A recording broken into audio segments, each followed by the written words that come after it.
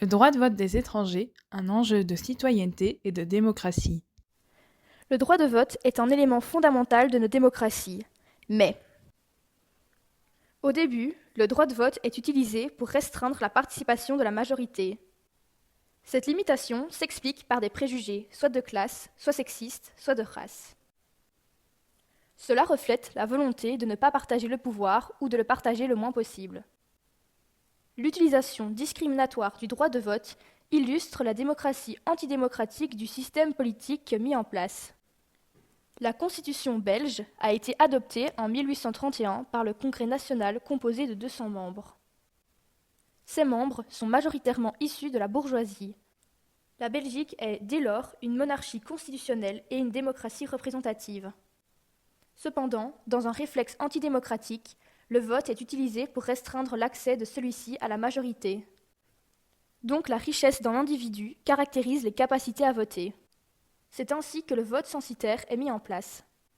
On peut alors distinguer l'élite des pauvres et mettre à l'écart les réclamations de la grande majorité. Un racisme de classe caractérise dès le départ le processus électoral. La démocratie reprend exactement le racisme de classe de l'Ancien Régime, mais le démocratise en instaurant le droit de vote. Les ouvriers se plaignent de mauvaises conditions de vie et d'un manque de représentation au pouvoir. C'est face à cela qu'en 1886, le Parti ouvrier belge, le POB, va voir le jour. Ce nouveau parti va inquiéter les libéraux qui craignent que le suffrage universel ne ruine leur influence politique. Cependant, ils vont expliquer leur forte opposition par une crainte que le suffrage universel ne réduise le nombre de votes éclairés. Selon le frère Orban, le fondateur du Parti libéral, le vote doit être basé sur l'aptitude et non l'égalité. En 1894, la Constitution est modifiée pour introduire le suffrage universel limité aux hommes. On introduit également le vote plural qui permet aux hommes riches et éduqués d'avoir plus de poids électoral. C'est seulement après la Première Guerre mondiale que le vote plural va être aboli et que l'âge légal pour voter sera baissé à 21 ans. Les femmes n'obtiendront le droit de vote que progressivement et avec difficulté. C'est seulement 3 ans après la fin de la Seconde Guerre mondiale qu'elles pourront enfin voter au même titre que les hommes. L'argument libéral principal qui s'opposait au suffrage universel des femmes était le fait que les femmes étaient influencées par le clergé et qu'elles n'étaient donc pas aptes à voter.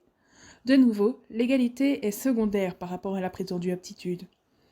Le suffrage féminin est vu comme une stratégie politique et non comme un acte en faveur de l'égalité.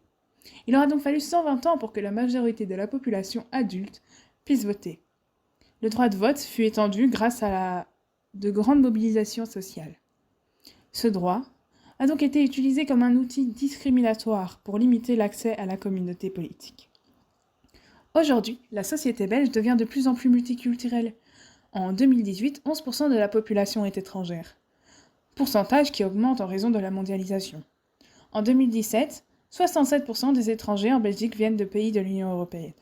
Cependant, leur droit de vote reste restreint et hiérarchisé. Pour les étrangers de l'Union européenne, en 1992, une convention européenne va ouvrir la possibilité de permettre aux étrangers de voter. Cette convention veut montrer qu'il ne devrait pas y avoir de discrimination basée sur la nationalité. En 2000, cette convention sera renforcée par la Charte des droits fondamentaux de l'Union européenne.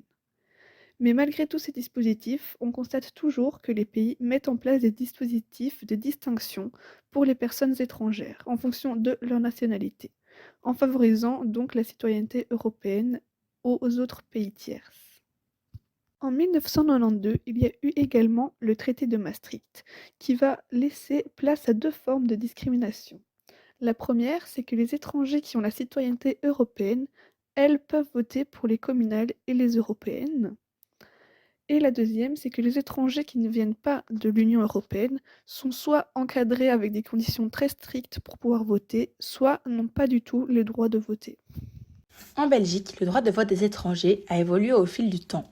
Depuis 2000, les étrangers membres de l'Union européenne peuvent voter aux élections communales et européennes, tandis que pour les étrangers non membres de l'Union européenne, ce droit a été instauré en 2004, mais il existe des restrictions. Ils doivent résider depuis au moins 5 ans et s'inscrire pour voter aux élections communales.